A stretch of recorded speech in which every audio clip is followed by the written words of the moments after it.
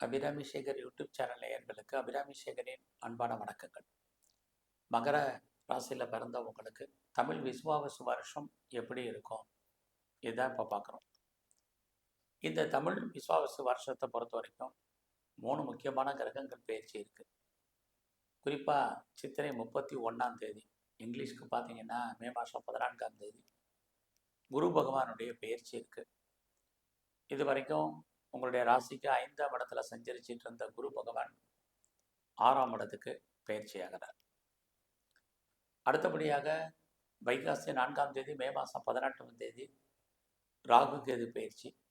இது வரைக்கும் உங்களுடைய ராசிக்கு 3ஆம் இடத்துல இருந்த ராகு உங்கள் ராசிக்கு வர்றாரு, 2ஆம் இடத்துக்கு வர்றாரு. உங்கள் ராசியில் இது வரைக்கும் 9ஆம் இடத்துல இருந்த கேது 8ஆம் இடத்துக்கு வர்றாரு. ஆக இந்த வருஷத்தில் விஸ்வாவசு வருஷத்தில் குரு பகவான் ராகு கேது பகவானுடைய பயிற்சி இருக்குது. கோச்சாரத்தில் பார்த்தீங்கன்னா இது வரைக்கும் உங்களுடைய 2ஆம் இடத்துல சஞ்சரிச்சிட்டு இருந்த சனி பகவான் 3ஆம் இடத்துல சஞ்சரிக்கிறார். ஆக சனி, குரு, ராகு, கேது இந்த கிரகங்கள் இவங்க நிற்கக்கூடிய இடம், இவங்களுக்குன்னு ஒரு பார்வை இருக்குது. அந்த பார்வையினுடைய பலன் இவங்க சஞ்சாரம் பண்ணக்கூடிய நட்சத்திரம் மற்ற கிரகங்கள் எல்லாம் கணக்கில் எடுத்துக்கிட்டு தான் இந்த வருஷம் உங்களுக்கு எப்படிப்பட்ட பொதுவான பலன்கள் நடக்கும் இந்த தமிழ் வருஷத்தில் அப்படிங்கிறத பார்க்குறோம். ஒரு முக்கியமான விஷயத்த நீங்கள் ஞாபகம் வச்சுக்கோங்க. எல்லா கிரகங்களும் சுப கிரகங்கள், எல்லா கிரகங்களும் பாவ கிரகங்கள். எந்த கிரகம் உங்களுக்கு நன்மையை செய்தோ அதே கிரகம் தீமையும் செய்யும். ஆக ஒரு கிரகம் நமக்கு நன்மையை மட்டுமே செய்யும் அப்படின்னு நீங்கள் எதிர்பார்க்காதீங்க. கண்டிப்பாக நன்மையை செய்யக்கூடிய அதே கிரகம் உங்களுக்கு ஏதோ ஒரு பிரச்சனையும் கொடுக்கும். தன்னுடைய பார்வை பலனால் ஏதாவது நன்மை தீமைகள் கண்டிப்பாக ஒவ்வொரு கிரகத்தாலையும் ஒரு ஆணுக்கோ பெண்ணுக்கோ உண்டு. இதை மனசில் வச்சுக்கிட்டு நீங்கள் கவனமாக கேளுங்க.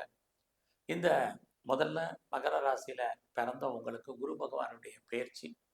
இது வரைக்கும் 5ஆம் இடத்துல இருந்த குரு 6ஆம் இடத்துல சஞ்சரிக்கிறார். எப்பயுமே தெரிஞ்சுங்க, 6ஆம் இடம் என்பது வெற்றின்னு அர்த்தம். ஆக 6ஆம் இடத்துல இருக்கக்கூடிய குரு பகவான் வாழ்க்கையில் இந்த காலகட்டங்களில் உங்களுக்கு எதிர்பாராத வெற்றியை கொடுப்பதற்கான வாய்ப்புகள், சந்தர்ப்பங்கள் நிறைய உங்களுக்கு உண்டு. அது மட்டும் இல்லை, பார்த்தீங்கன்னா அவர் 6ல் இருக்கக்கூடிய காலங்களில் வேலை வாய்ப்புகளை உங்களுக்கு அதிகப்படுத்துவார். ஃபஸ்ட்டு அவருடைய இருக்கக்கூடிய இடத்தை பொறுத்து. அப்படி பார்க்கும்போது மகர ராசியில் பிறந்த உங்களுக்கு குரு 6ல் இருந்தாலே யாரெல்லாம் நீங்கள் ஜாப் தேடிட்டு இருக்கீங்களோ உங்களுக்கு பெட்டர் ஜாப் அமைச்சு கொடுப்பார்.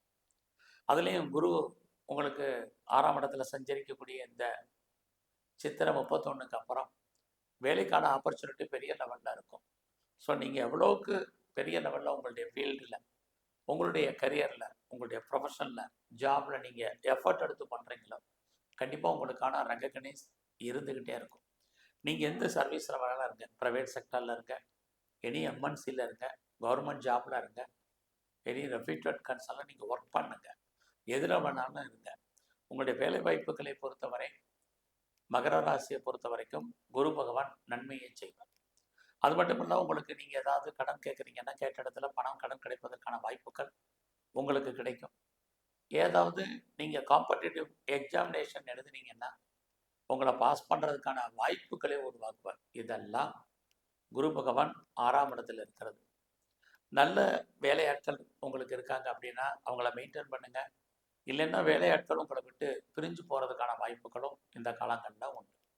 ஸோ ரொம்ப நாளாக உங்களுடைய எதிரிகள் தொல்லை இருக்குன்னா ரொம்ப கவனமாக இருங்க. எதிரிகளால் உங்களுக்கு பிரச்சனை இருக்குது. ஏன்னா உங்களுடைய மகர ராசியை பொறுத்து உங்களுடைய 6ஆம் இடத்துல இருந்த குரு பகவான் 12ஆம் இடத்தையும் பார்க்குறது. ஆக இந்த காலகட்டங்களில் குரு 6ல் இருந்தாலே நல்லா கேட்டீங்க, உங்களுடைய உடல் ஆரோக்கியம்.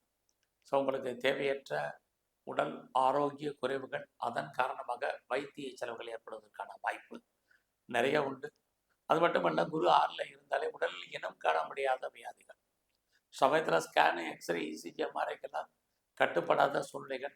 அதுலேயும் குறிப்பாக யாருக்கெல்லாம் மெயினாக சர்க்கரை வியாதி இருக்குது, ஒபிசிட்டி இருக்குது, தைராய்டு ப்ராப்ளம் இருக்குது அப்படிங்கிறவங்க ரொம்ப கவனம். பேக் போனும், பேக் ஷோல்டரில் ப்ராப்ளம், நரம்பு சம்மந்தப்பட்ட பிரச்சனைகள், யூரினரி சம்மந்தப்பட்ட பிரச்சனைகள் இருக்கிறவங்க ரொம்ப கவனமாக இந்த காலகட்டங்களில் இருக்கணும். உடம்புல சின்ன பிரச்சனைனாலும் டாக்டரை கவனித்து பார்க்கணும். ஏன்னா உங்களுடைய 12ஆம் இடத்தை சனியும் குருவும் சேர்ந்து பார்க்குறாங்க. இப்படி பார்ப்பது உங்களுக்கு தேவையற்ற விரயம், நஷ்டம், வைத்திய செலவுகளை உருவாக்கும். ஒன்று உங்களுக்கு அல்லது உங்களுடைய மனைவிக்கு, கணவன் மனைவி 2 பேரில் யாருக்காவது ஒரு ஆளுக்கு தேவையற்ற செலவினங்கள் இருந்துக்கிட்டே இருக்கும். அல்லது தேவையற்ற பிரிவினங்கள் வேலையின் காரணமாக பிரிவு இதுவும் இருக்குது. இந்த காலகட்டங்களில் யாரெல்லாம் டிவோர்ஸ்க்கு அப்ளை பண்ணியிருக்கீங்களோ சீக்கிரம் டிவோர்ஸ் கிடைக்கும். இது இந்த கிரகத்தினுடைய பார்வை இருக்கக்கூடிய இடத்தை பொறுத்து. ஆக வேலை, வருமானம், சம்பாத்தியம் இதையெல்லாம் கொடுக்கக்கூடிய குரு பகவான் கடன், நோய், மன வாழ்க்கையில் பிரச்சனை இதை அத்தனையும் கொடுக்குறார். அடுத்தபடியாக குரு பகவான் பார்த்தீங்கன்னா உங்களுடைய ஜாதகத்தில் 9ஆம் இடத்தை பார்க்குறார். அப்படி பார்க்குற போது 9ஆம் இடம் யாரெல்லாம் செகண்ட் மேரேஜுக்கு ட்ரை பண்ணுறீங்களோ பாசிபிலிட்டிஸ் உங்களுக்கு இருக்குது. வாழ்க்கையில் பெரிய லெவலில் ஹையர் ஸ்டடி பண்ணணும்னு நினைக்கிறீங்க, ஹையர் எஜுகேஷன் பண்ணணும்னு நினைக்கிறவங்களுக்கு அதுக்கான வாய்ப்புகள், சந்தர்ப்பங்கள் உண்டு. நீண்ட தூர பிரயாணம் யாரெல்லாம் பண்ணுறீங்களோ உங்களுக்கு கண்டிப்பாக சக்ஸஸ்ஃபுல் ஆகும். இந்த காலகட்டங்களில் பெரிய லெவலில் நான் எக்ஸ்போர்ட் பண்ணுறேன் அல்லது இம்போர்ட் பண்ணுறேன், நான் ஏற்றுமதி இறக்குமதி பண்ணிகிட்டு இருக்கேன், எனக்கு எப்படி இருக்குங்கிறவங்களுக்கு குரு பகவான் ஓரளவுக்கு நன்மையை செய்வார். அதே குரு உங்களுடைய 12ஆம் இடத்தையும் பார்க்குறார். அப்போ ஹையர் எஜுகேஷனுக்காக யாரெல்லாம் அதர் ஸ்டேட் போகணும்னு நினைக்கிறவங்க, அதர் கண்ட்ரி போகணும்னு நினைக்கிறவங்க, வெளிநாட்டுக்கு போகணும்னு நினைக்கிறவங்களுக்கு வாய்ப்புகளையும் சந்தர்ப்பங்களையும் உருவாக்குவார். அது மட்டும் இல்லை, நான் பெரிய லெவலில் ஆன்சைட் ட்ரை பண்ணேன் கிடைக்குமா அப்படின்னா கண்டிப்பாக இந்த தடவை கிடைப்பதற்கான வாய்ப்பு இருக்குது. உங்களை பொறுத்த வரைக்கும், ப்ரொஃபஷனை பொறுத்த வரைக்கும் சேஞ்ச் ஆஃப் ப்ரொஃபஷன் இருக்குது, சேஞ்ச் ஆஃப் பிளேசஸ் இருக்குது, சேஞ்ச் ஆஃப் கம்பெனி இருக்குது.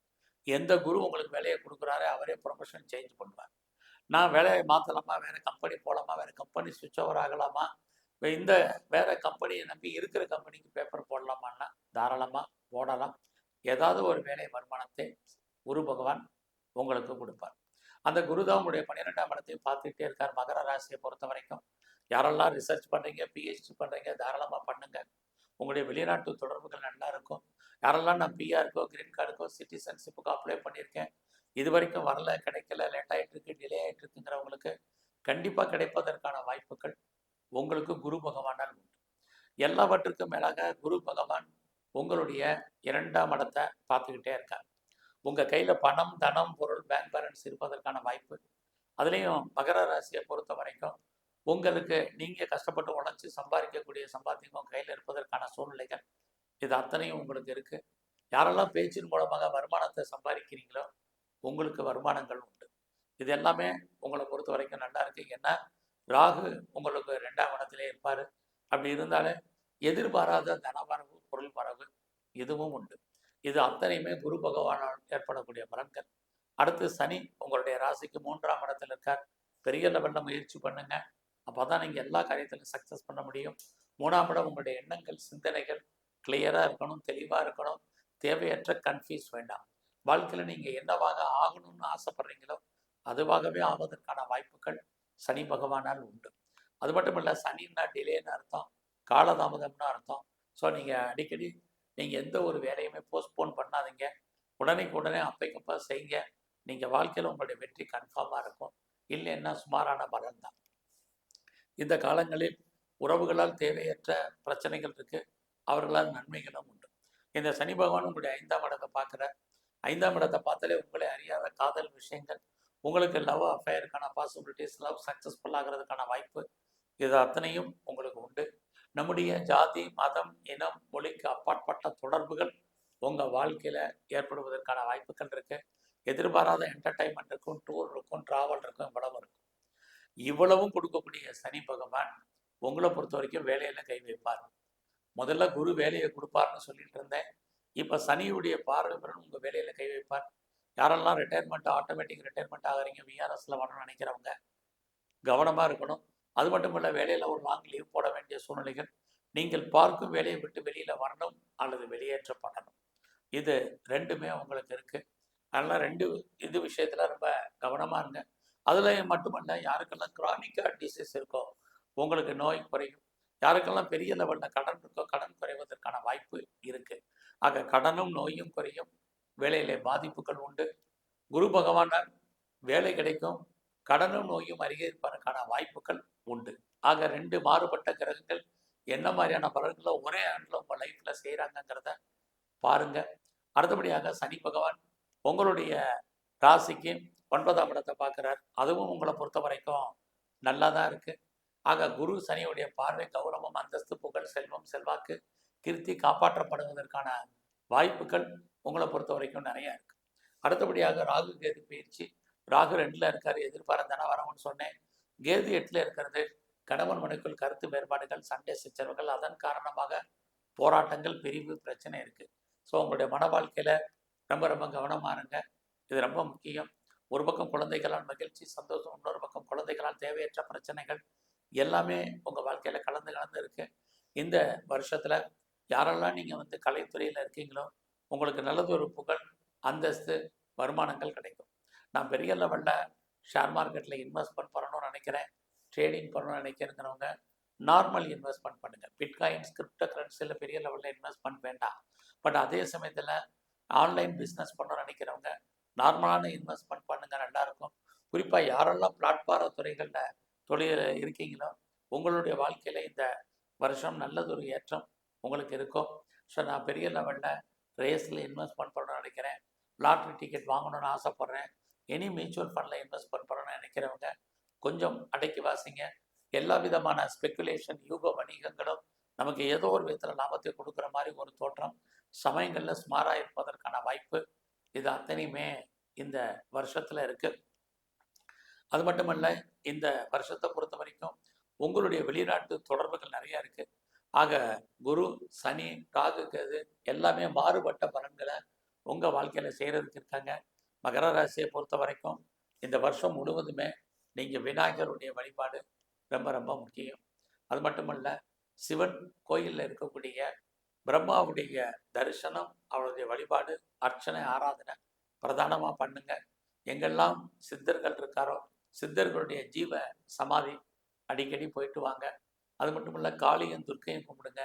பெருமாள் கோயிலில் இருக்கக்கூடிய கருடாழ்வாரை சேவிச்சுட்டு வாங்க அடிக்கடி. நல்ல வாழ்க்கையில் ஒரு மாற்றம், முன்னேற்றம் அமையும். நன்றி, வணக்கம்.